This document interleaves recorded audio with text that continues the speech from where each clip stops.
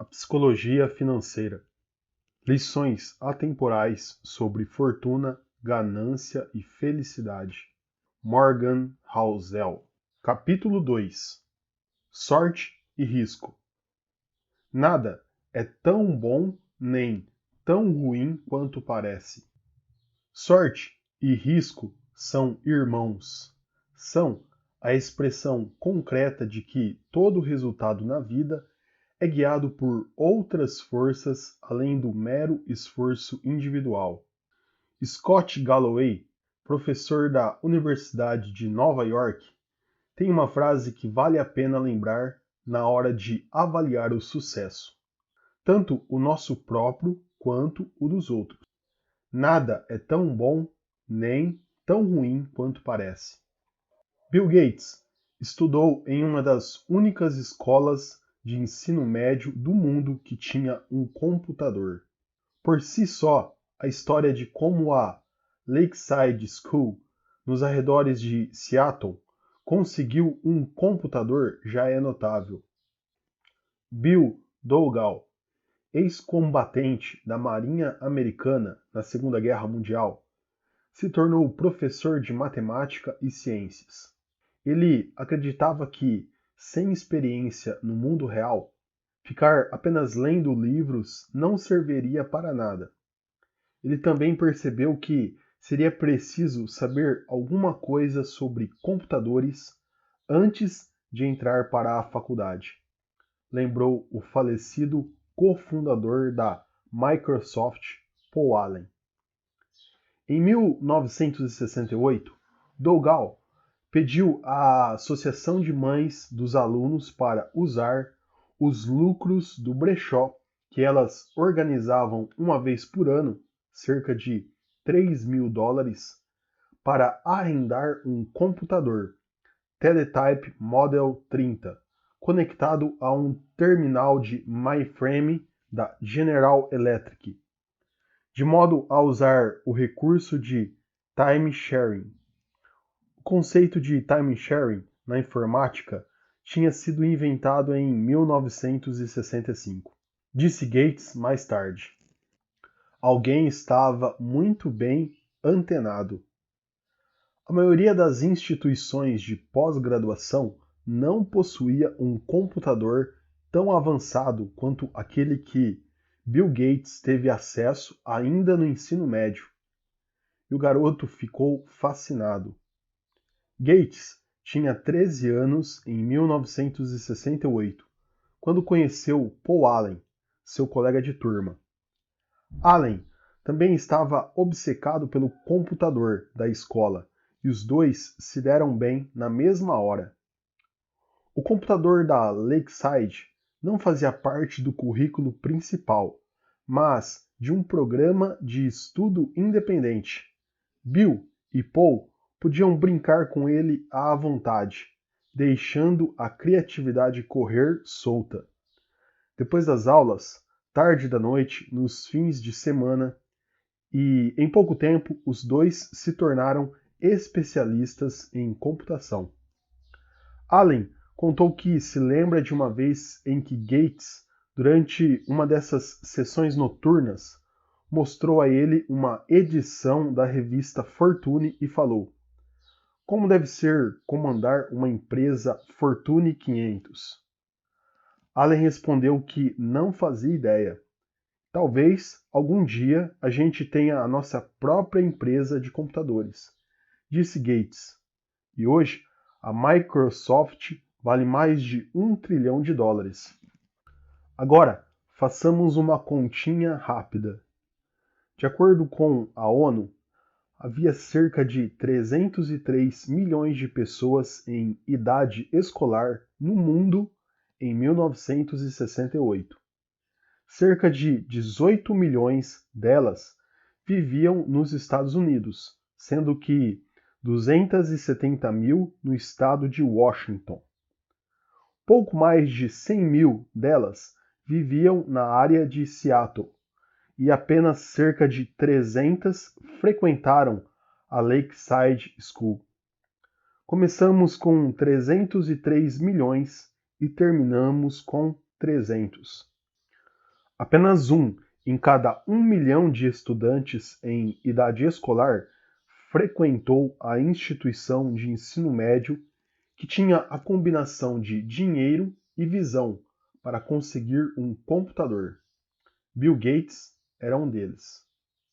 Gates não tinha constrangimento em falar sobre o significado disso.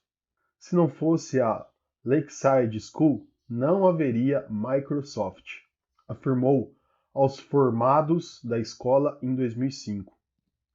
Mais do que inteligente, Gates é acima de tudo dedicado, e ainda na adolescência teve um insight em relação aos computadores que a maioria dos executivos mais experientes da área não foi capaz de compreender.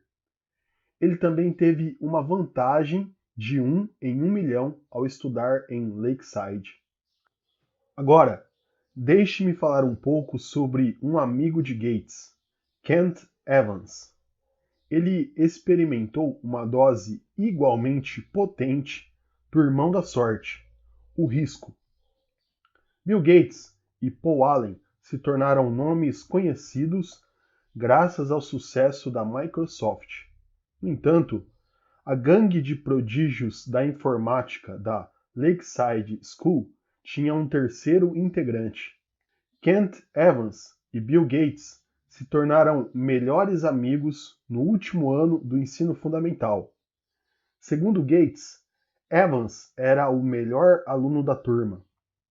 Os dois passavam horas e horas no telefone, conta Gates na série O Código Bill Gates.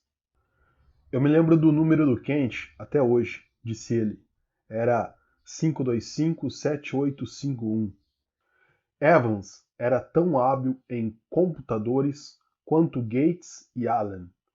Certa vez, a Lakeside estava tendo dificuldades para montar uma grade curricular da escola. Um complexo labirinto para fazer com que centenas de alunos assistissem às aulas de que precisavam em horários diferentes. A escola deixou Bill e Kent, duas crianças, a cargo da tarefa de desenvolver um programa de computador para sanar o problema. Funcionou. E ao contrário de Paul Allen, Kent tinha a mesma mente voltada para os negócios e a mesma ambição infinita de Gates. Kent sempre andava com uma maleta enorme, igual a um advogado, recorda Gates. Estávamos sempre planejando o que fazer dali a 5 ou 6 anos. Será que a gente deveria virar CEO? Que tipo de mudança seríamos capazes de promover? Será que a gente deveria virar general ou embaixador? Fosse o que fosse, Bill e Kent estavam certos de que fariam aquilo juntos. Ao relembrar a amizade com Kent, Gates fica com sua voz embargada. A gente podia ter continuado a trabalhar junto. Tenho certeza de que teríamos ido para a mesma faculdade. Kent poderia ter sido um dos fundadores da Microsoft, junto com Gates e Allen. Contudo, isso nunca aconteceu. Kent morreu antes mesmo de terminar o ensino médio, em um acidente quando praticava montanhismo. Todo ano ocorrem cerca de 30 mortes devido à prática de montanhismo nos Estados Unidos. A probabilidade de perder a vida em uma montanha durante o ensino médio é de aproximadamente 1 em 1 milhão. Bill Gates experimentou uma sorte em 1 milhão ao se matricular na Lakeside School. Kent Evans experimentou um risco em 1 milhão ao nunca conseguir terminar o que ele e Gates planejavam alcançar. A mesma força, a mesma escala de grandeza, trabalhando em direções opostas.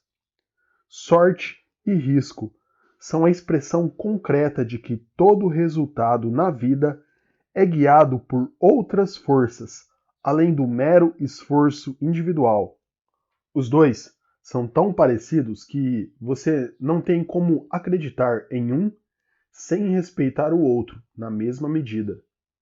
Ambos existem porque o mundo é complexo demais para permitir que 100% das suas ações respondam por 100% dos seus resultados.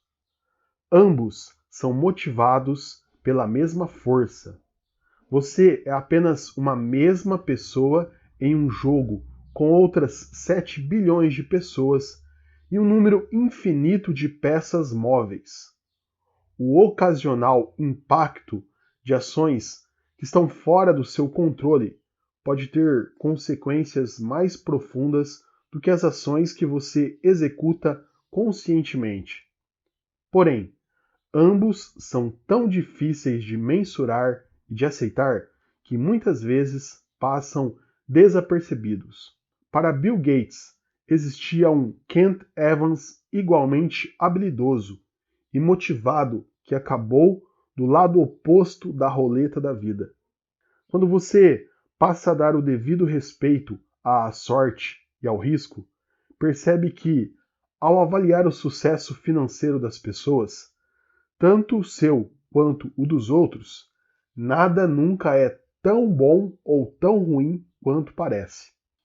Anos atrás, perguntei ao economista Robert Shiller, ganhador do Nobel de Economia em 2013, o que você gostaria de saber sobre investimentos que ainda não foi descoberto.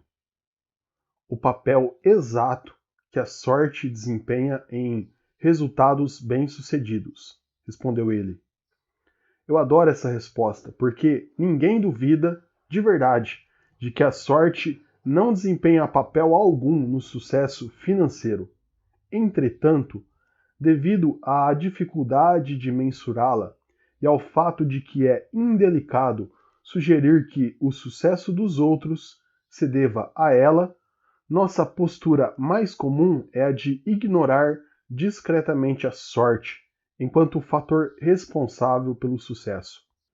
Se eu perguntasse: há 1 milhão de investidores no mundo, você acha que 10 deles podem ter se tornado bilionários essencialmente por obra do acaso em um golpe de sorte? Você responderia: claro. Mas, então, se eu lhe pedisse para citar o nome desses investidores, bem na cara deles, você provavelmente mudaria de ideia. Ao avaliar os outros, atribuir o sucesso à sorte nos faz parecer invejosos e mesquinhos, ainda que saibamos que esse tipo de coisa exista. E ao avaliarmos a nós mesmos, atribuir o sucesso à sorte pode soar desmoralizante.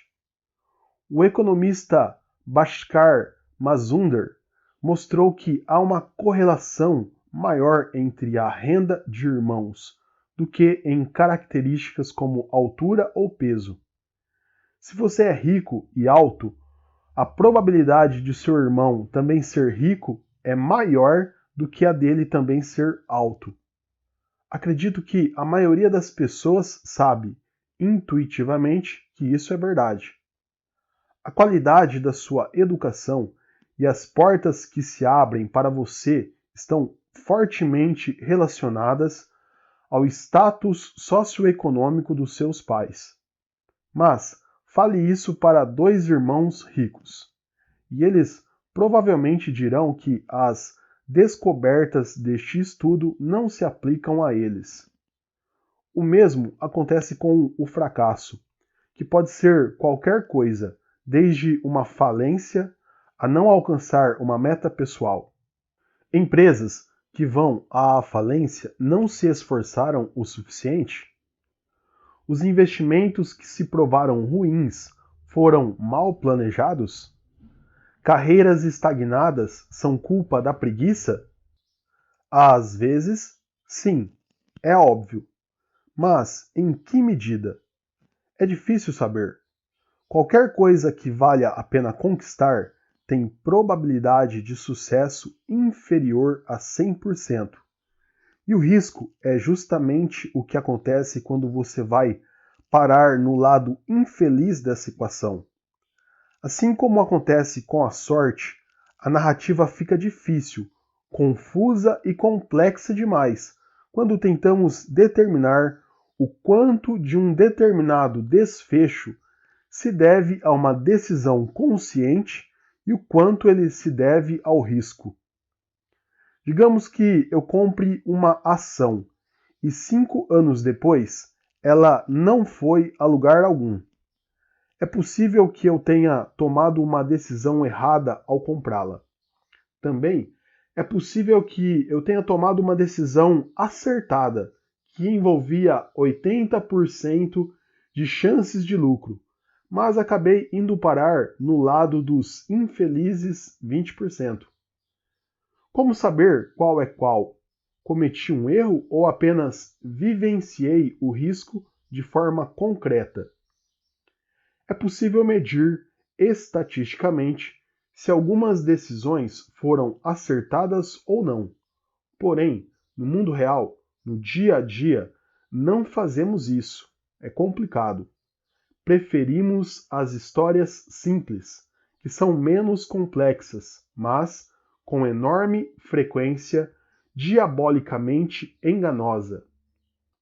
Depois de passar anos lidando com investidores e líderes empresariais, percebi que o fracasso do outro, em geral, é atribuído a más decisões, enquanto os nossos costumam ser atribuídos ao lado sombrio do risco.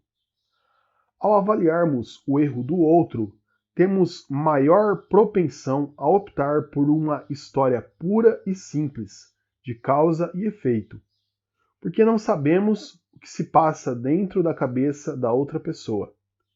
Ele não teve um bom resultado, então tomou uma decisão equivocada. É a história que mais faz sentido para mim.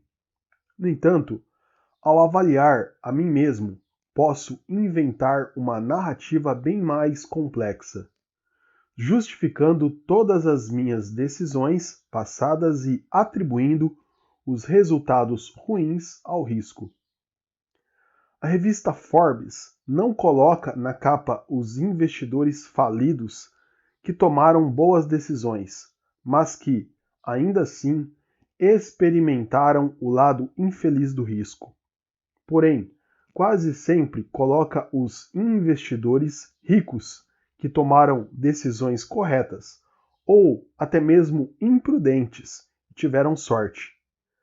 Ambos lançaram a mesma moeda, que por acaso caiu com um lado diferente virado para cima.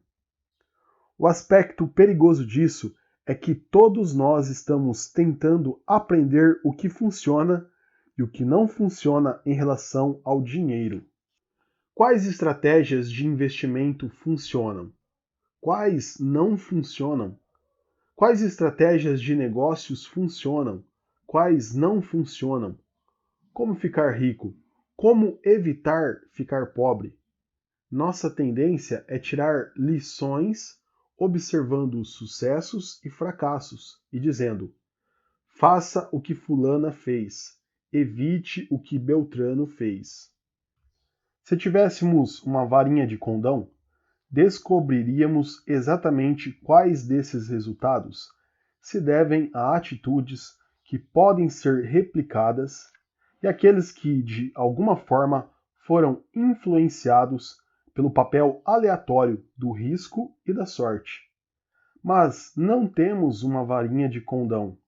Temos cérebros que preferem respostas fáceis, sem apetite por nuances. Portanto, identificar todas as características que devemos imitar ou evitar pode ser bastante complicado. Vou contar agora outra história sobre um sujeito que, assim como Bill Gates, se tornou extremamente bem-sucedido. No entanto, não é fácil determinar se seu sucesso foi fruto de sorte ou de habilidade. Cornelius Vanderbilt tinha acabado de fechar uma série de negócios para expandir seu império ferroviário. Um dos conselheiros de negócios dele se arriscou a dizer que cada um dos acordos do conjunto com o qual ele havia concordado infringia a lei. Meu Deus, John, disse Vanderbilt, você acha mesmo possível operar uma ferrovia de acordo com a legislação do estado de Nova York? Eis meu primeiro pensamento ao ler isso. Foi por causa dessa atitude que ele se tornou tão bem-sucedido. As leis não previam a existência de ferrovias na época de Vanderbilt. Então, ele pensou, que se dane, e foi em frente. Vanderbilt se tornou muito bem-sucedido. Portanto, é tentador enxergar o desprezo dele pelas leis, algo notório e vital para seu sucesso, como um gesto de sabedoria. Aquele visionário não permitia que nada ficasse entre ele e seus planos. Mas quão perigosa é essa análise? Nenhuma pessoa em sã consciência listaria infringir a lei entre os requisitos para o sucesso enquanto empreendedor. Não é fácil imaginar a história de Vanderbilt tomando um rumo bem diferente. Um criminoso cuja empresa recém-inaugurada foi por água abaixo devido a imbróglios com a justiça. Portanto, temos um problema aqui. Você pode elogiar Vanderbilt por ter desprezado a lei com a mesma paixão com que critica Enron, companhia de energia falida em 2007, pela mesma atitude. Talvez um tenha tido sorte ao fugir das garras da lei, enquanto a outra se viu no lado do risco. A história de John D. Rockefeller é semelhante. Suas frequentes tentativas de burlar a lei. Certa vez, um juiz falou que a empresa dele não era melhor do que um ladrãozinho qualquer. São quase sempre retratadas pelos historiadores como um exemplo de talento para os negócios. Talvez tenham sido. Porém, em que momento a narrativa muda de você não deixou que leis ultrapassadas atrapalhassem o seu progresso para você cometeu um crime? Ou, ainda, quanto a história teria que mudar para que a narrativa passasse de Rockefeller era um gênio, procure aprender com os sucessos dele, para Rockefeller era um criminoso, procure aprender com os erros dele? Muito pouco, né? Que me importa a lei? Disse Vanderbilt certa vez. Eu tenho poder? Não tenho? E ele tinha. Tudo deu certo. Mas é fácil imaginar essas palavras como sendo as últimas de uma história com um desfecho bem diferente. A linha que separa o ousado do imprudente pode ser bastante tênue, e muitas vezes ela desaparece quando não damos o peso adequado ao risco e à sorte. Benjamin Graham é tido como um dos maiores investidores de todos os tempos, pai do conceito de investimento em valor e mentor de Warren Buffett. No entanto, a maior parte do sucesso de Benjamin Graham nos investimentos se deveu à posse de uma enorme fatia das ações da seguradora americana Geico, o que, como o próprio Graham admitiu, quebrava quase todas as regras de diversificação que ele havia estabelecido nos seus escritos. Nesse caso, onde fica a linha tênue que separa ousadia de imprudência? Não sei responder. Graham escreveu sobre sua bonança com as ações da Geico. Um golpe de sorte ou uma decisão extremamente perspicaz. É possível diferenciar um do outro? Não é nada fácil. Da mesma forma, consideramos Mark Zuckerberg um gênio por ter recusado a oferta de $1 bilhão que o Yahoo fez em 2006 pela sua empresa. ele mirou no futuro e confiou em si mesmo. No entanto, as pessoas criticam com igual vigor o próprio Yahoo por ter recusado uma grande oferta de compra por parte da Microsoft. Aqueles idiotas deviam ter colocado o dinheiro no bolso enquanto ainda tinham tempo. Que lição fica para os empreendedores aqui? Eu não faço a menor ideia, porque risco e sorte têm contornos difíceis de definir. Existem diversos exemplos disso. Inúmeras fortunas e falências se devem à alavancagem financeira. Os melhores e os piores gerentes exigem dos seus funcionários o máximo que podem. O cliente tem sempre razão e o cliente não sabe o que quer. São ambos ditados famosos no mundo dos negócios. A linha que separa o inspiradoramente ousado ou o estrupiadamente imprudente pode ter 1 milímetro de espessura e ser visível apenas em retrospectiva. Risco e sorte são como irmãos gêmeos. Não é fácil contornar essa questão. A dificuldade em identificar o que é sorte, o que é talento e o que é risco é um dos maiores problemas que enfrentamos ao tentar aprender sobre a melhor forma de administrar o nosso dinheiro.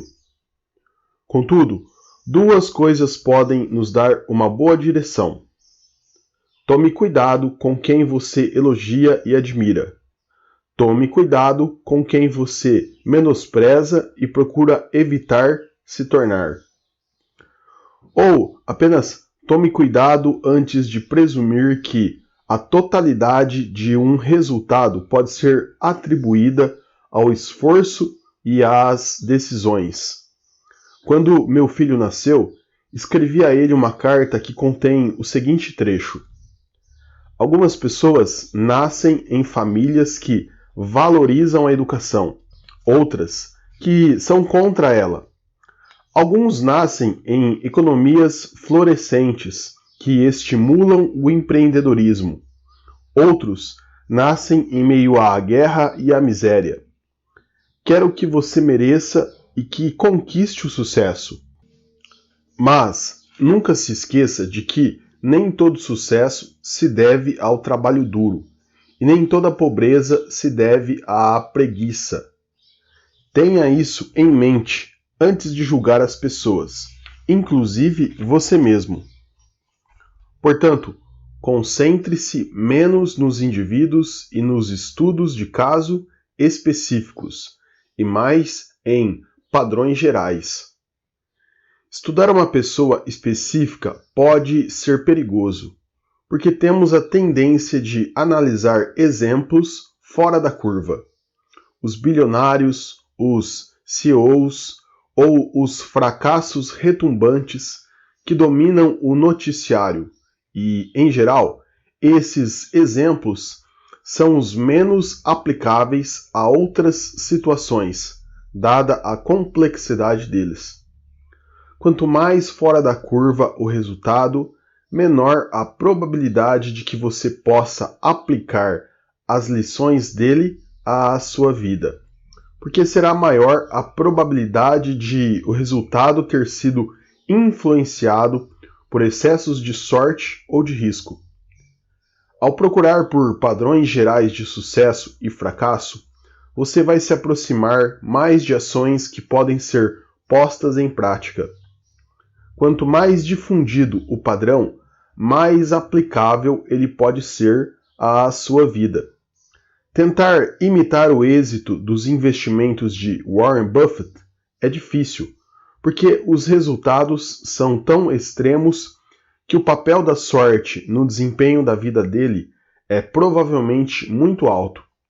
E sorte não é uma coisa que pode ser reproduzida de forma confiável. Mas perceber, como veremos no capítulo 7, que as pessoas que têm controle sobre o próprio tempo tendem a ser mais felizes é uma observação ampla e comum, com a qual você pode fazer algo de útil. Meu historiador preferido, Frederick Lewis Allen, passou a carreira retratando a vida do americano médio, comum, como vivia, por quais mudanças passou, com o que trabalhava, com o que comia no jantar. Há mais lições relevantes que podem ser extraídas desse tipo de observação ampla do que do estudo de personagens fora da curva, que tendem a monopolizar o noticiário. Bill Gates disse certa vez: "O sucesso é um péssimo professor. Ele faz com que pessoas inteligentes acreditem que não vão perder nunca." Quando as coisas estão indo muito bem, esteja ciente de que nem tudo é tão bom quanto você pensa. Você não é invencível e, se admite que a sorte lhe trouxe o sucesso, então deve acreditar no irmão dela, o risco, que pode provocar uma reviravolta na sua história com a mesma rapidez. E o contrário também vale.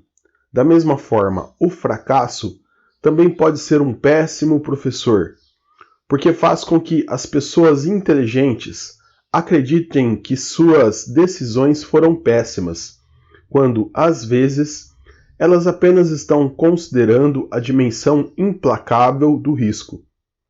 O truque para lidar com o fracasso é organizar a vida financeira de forma que um mau investimento aqui e uma meta financeira não alcançada ali não tirem você de campo, de modo a poder continuar jogando até que os números voltem a estar a seu favor.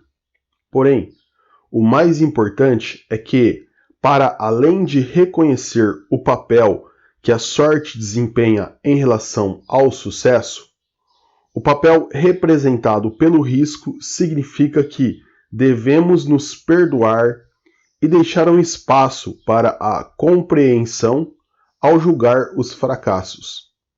Nada é tão bom nem tão ruim quanto parece. Agora, vejamos as histórias de dois homens que abusaram da sorte.